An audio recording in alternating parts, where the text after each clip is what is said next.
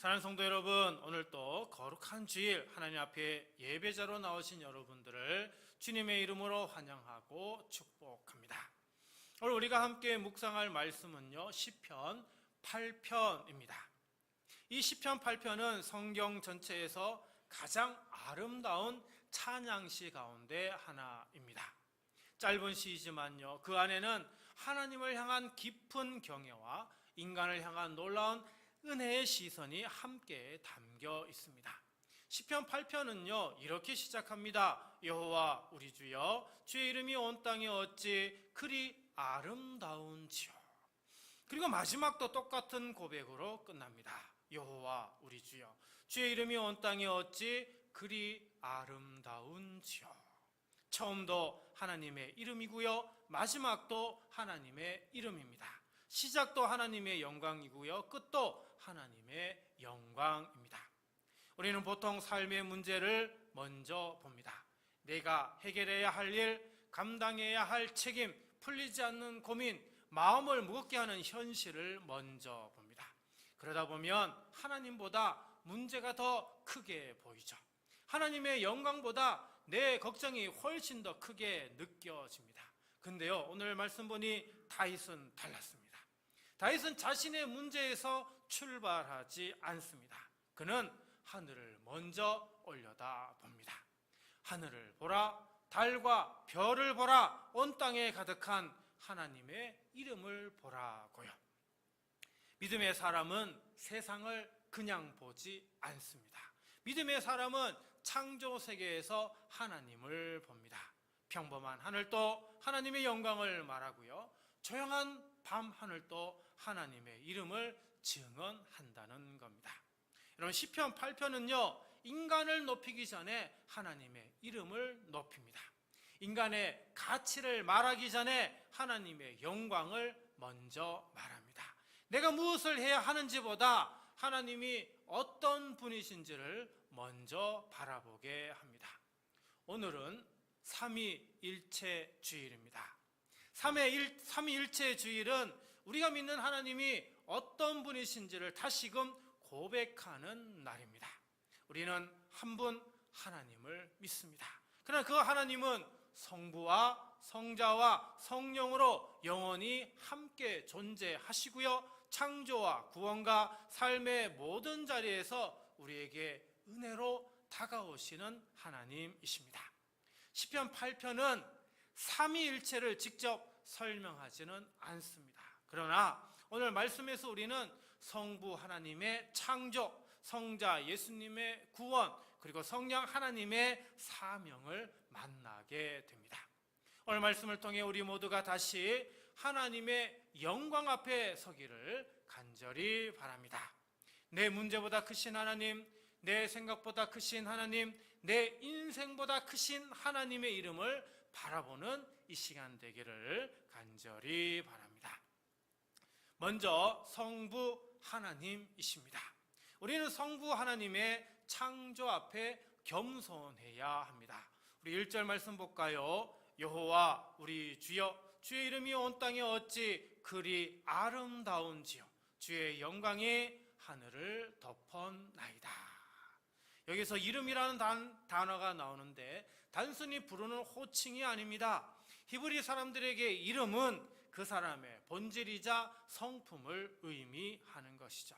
그래서 하나님의 이름은 하나님 자신을 가리키는 겁니다. 하나님이 어떤 분이신지, 하나님이 어떤 성품을 가지고 있는지 그 이름 안에 담겨 있다라고 하는 거죠. 그래서 주의 이름이 온 땅에 아름답다, 이 말은 하늘도 땅도 달도 별도 하나님이 어떤 분이신지를 온 세상에 드러내고 있다라고 하는 것입니다. 하나님이 지으신 모든 것이 하나님을 증언하고 있다는 거죠. 그리고 또 하나 중요한 단어가 있습니다. 어찌 그리 아름다운지요 라는 단어입니다. 이 단어는요 단순히 예쁘다, 보기 좋다 이런 뜻이 아닙니다. 장엄하다, 위험 있다, 압도적이다 이런 뜻입니다.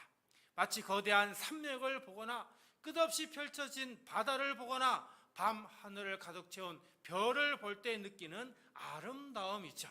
감히 가까이 다가서기 어려운 압도당하는 그 아름다움을 의미하는 겁니다. 사랑하는 성도 여러분, 하나님의 이름은 장식품처럼 아름다운 이름이 아닙니다.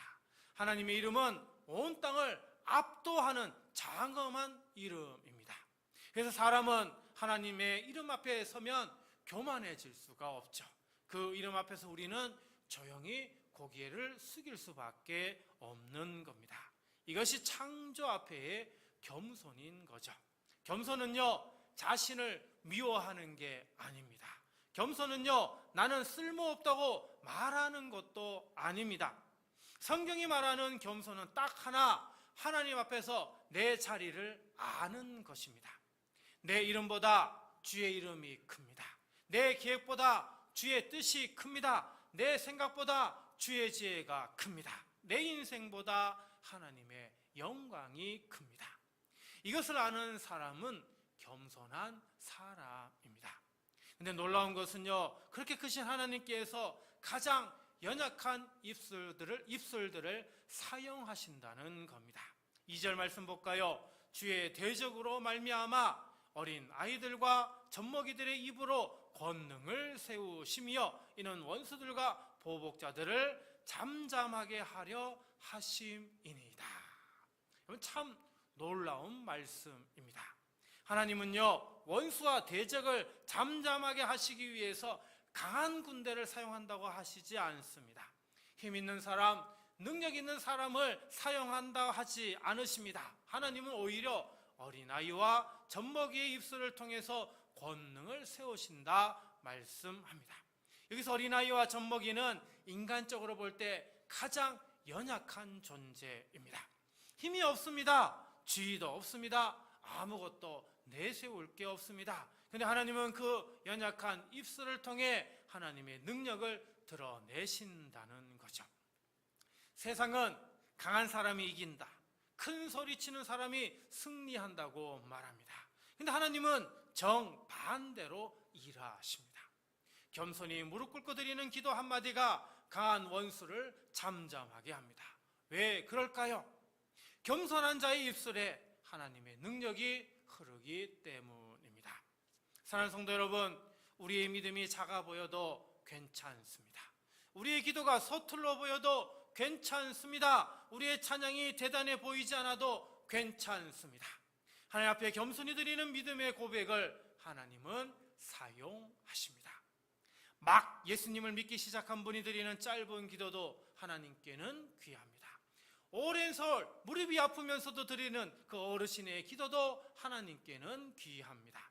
아이가 두 손 모으고 드리는 단순한 찬양도 하나님께는 귀합니다. 새벽 어둠 속에서 조용히 드리는 기도도 하나님께는 귀합니다. 사랑하는 성도 여러분, 창조 세계는 하나님을 경외하게 만드는 학교입니다. 우리는 하늘을 보며 하나님을 배우고요, 달과 별을 보고 겸손을 배웁니다. 그 앞에서 우리는 이렇게 고백하게 됩니다. 주님, 제가 주인이 아닙니다. 주님이 주인이십니다. 제가 중심이 아닙니다. 주님이 중심이십니다. 제 이름이 아니라 주의 이름이 높아지기를 원합니다. 사랑하는 성도 여러분, 창조 앞에 겸손히 서십시오. 하늘을 보며 하나님을 기억하십시오. 하나님의 영광 앞에 선 사람은 교만할 수 없습니다. 주의 이름 앞에 선 사람은 자기의 이름을 앞세울 수가 없습니다. 그러므로 온 땅에 가득한 그 이름 앞에 오늘 우리 모두 겸손히 서기를 간절히 기도드립니다. 두 번째로 성자 하나님이십니다. 우리는 성자 하나님이신 예수님의 십자가 앞에 낮아져야 합니다. 4절 말씀 볼까요? 사람이 무엇이기에 주께서 그를 생각하시며 인자가 무엇이기에 주께서 그를 돌보시나이까. 여기 사람이라고 하는 단어가 나오는데요, 사람을 뜻하는 단어가 참 많이 있습니다. 그 중에서 오늘 나오는 단어는 에노시라고 하는 단어인데, 이 단어는 연약하고 깨어지기 쉽고 죽을 수밖에 없는 인간을 가리키는 단어입니다. 한계가 있고요, 흔들리고요, 병들고, 그리고 결국 죽음 앞에 서야 하는 인간을 의미합니다. 한마디로는 스스로 아무것도 할 수 없는 연약하고 연약한 존재를 말하는 거죠. 하지만 우리는 스스로를 강하다고 생각할 때가 참 많습니다. 내 힘으로 여기까지 왔다고 생각합니다. 내 경험과 판단으로 앞으로도 잘 살아갈 수 있다고 생각합니다. 그런데 정말 그럴까요? 조금만 깊이 들여다보면 우리는 정말 모두 다 연약합니다. 작은 말 한마디에 마음이 무너집니다. 뜻대로 되지 않는 하루에 쉽게 흔들립니다. 몸이 조금만 아파도 불안해집니다. 사랑하는 사람의 문제 앞에서 아무것도 할 수 없는 자신을 발견합니다. 그리고 결국 우리는 누구도 피할 수 없는 죽음 앞에 서야 합니다. 이것이 우리의 진짜 모습이죠. 우리는 스스로 구원할 수 없는 존재입니다. 근데 복음은 바로 여기서 시작이 됩니다. 하나님께서 이 연약한 사람을 잊지 않으셨다라고 하는 거죠. 우리가 다시 4절 말씀 볼까요? 사람이 무엇이기에 주께서 그를 생각하시며 인자가 무엇이기에 주께서 그를 돌보시나이까. 여기 돌보신다라고 하는 단어가 나오는데요, 단순히 멀리서 관심을 가지나 이런 뜻이 아닙니다. 기억하고요, 찾아오고요, 방문하고요, 살피고요, 그리고 책임 있게 돌본다는 그런 의미가 담겨 있습니다. 하나님은 인간을 멀리서만 바라보지 않으십니다. 하나님은 연약한 우리를 기억하십니다. 그리고 찾아오십니다. 방치하지 않으십니다. 외면하지 않으십니다. 네가 알아서 살아봐라 하시며 버려두지 않으십니다. 하나님은 찾아오시고 돌보시는 분이십니다. 이 하나님이 찾아오심이 가장 깊고 선명하게 드러난 자리가 어디입니까? 바로 예수 그리스도의 성육신과 십자가 사건입니다. 성육신, 어렵게 들릴 수 있습니다. 그러나 간단하게 설명하면 하나님이 직접 인간이 되어 이 땅에 오신 것을 의미하는 것이죠. 히브리서 2장 9절 앞부분에 있는 말씀입니다. 오직 우리가 천사들보다 잠시 동안 못하게 하심을 입은 자, 곧 죽음의 고난받으심으로 말미암아 영광과 존귀로 관을 쓰신 예수를 보니. 이거 히브리서 말씀인데요, 이 히브리서를 기록한 기자는 시편 8편 4절과 5절을 읽으면서 지금 이렇게 말하고 있는 겁니다. 그 말씀이 지금 예수님을 통해서 이루어졌다라고 하는 겁니다. 예수님께서 잠시 동안 천사들보다 낮아지셨고요, 죽음의 고난을 받으심으로 영광과 존귀로 관을 쓰셨다라고 히브리 기자는 기록하고 있는 겁니다. 예수님의 영광은요, 높은 보좌에만 있지 않습니다. 가장 낮은 자리 십자가에서 가장 빛났습니다. 죄 없으신 분이 죄인의 자리로 내려오신 것, 그것이 바로 영광입니다. 사랑하는 성도 여러분, 이것이 참으로 놀라운 복음입니다.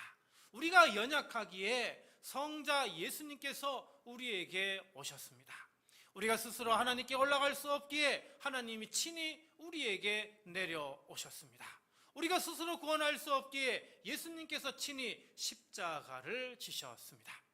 예수님은 높아지기 위해 오신 게 아니라 낮아지기 위해 오셨습니다.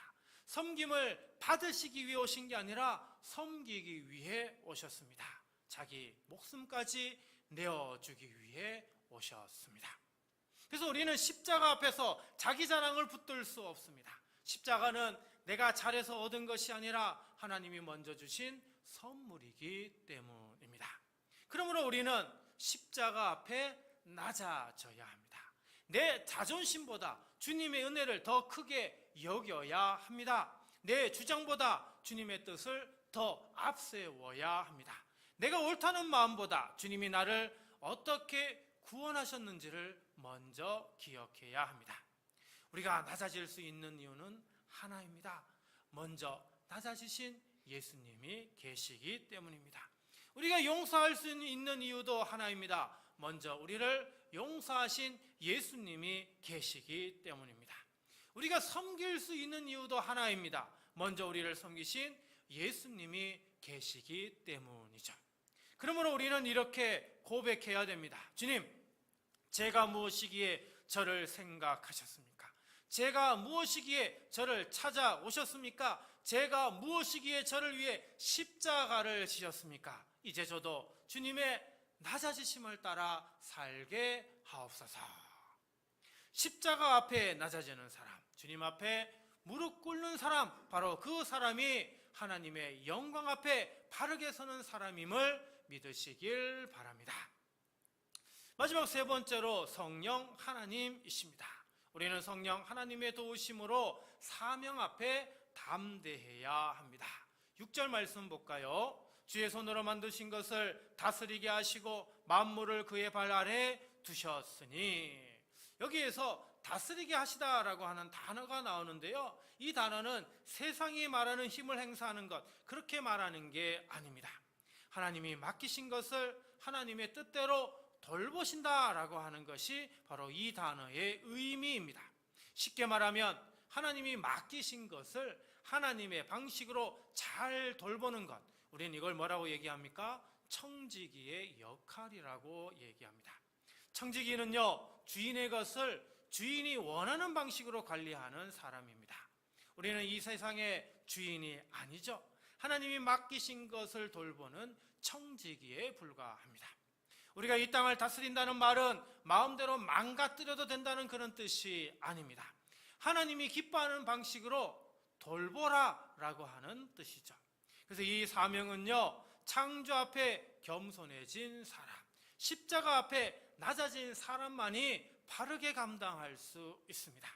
창조 앞에 겸손하지 않은 사람은 사명을 자기 과시로 바꿉니다.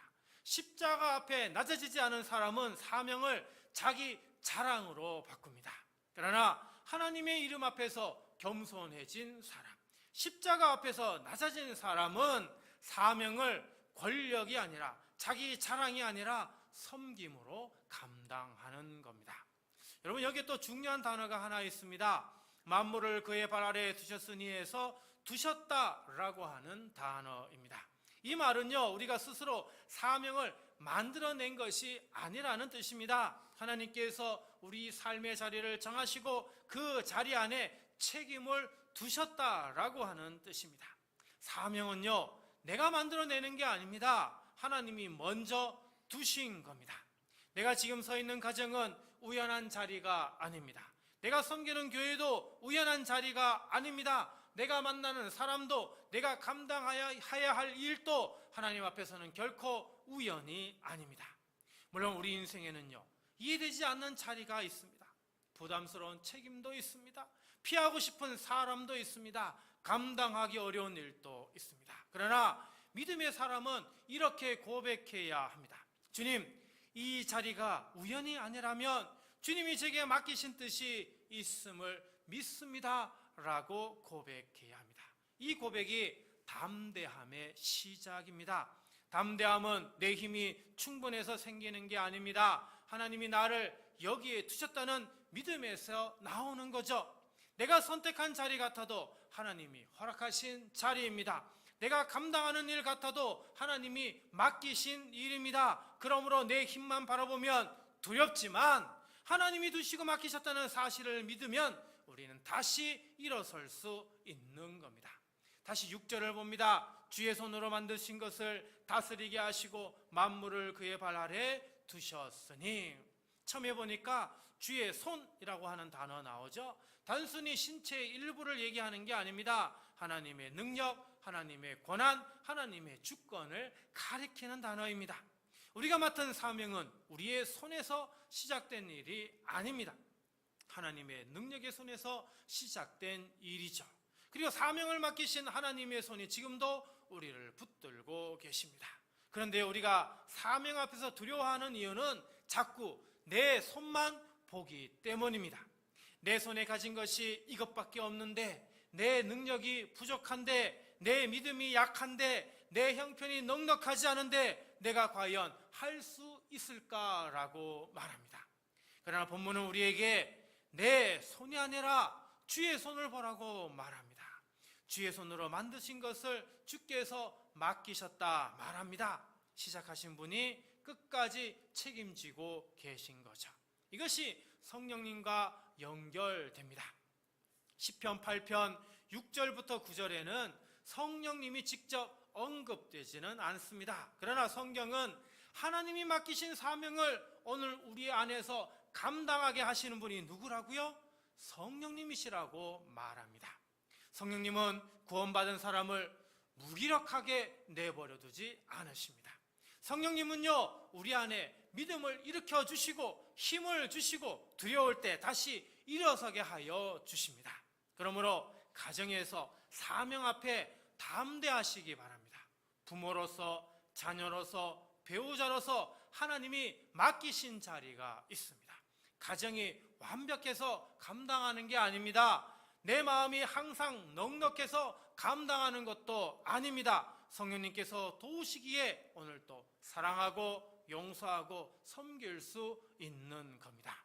교회에서 사명 앞에 담대하십시오. 내가 할 수 있는 것이 작아 보여도 괜찮습니다.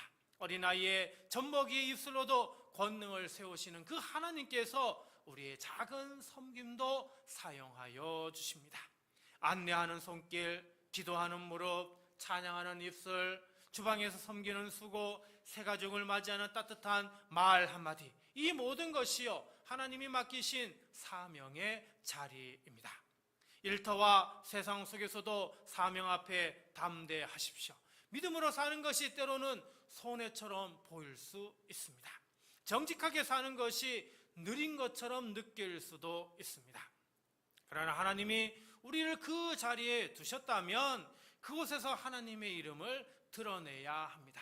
일터는 단지 돈을 버는 장소만이 아닙니다. 하나님이 맡기신 사명의 자리입니다. 이웃과 지역도 단지 스쳐 지나가는 배경이 아닙니다. 하나님이 우리에게 맡기신 섬김의 자리입니다.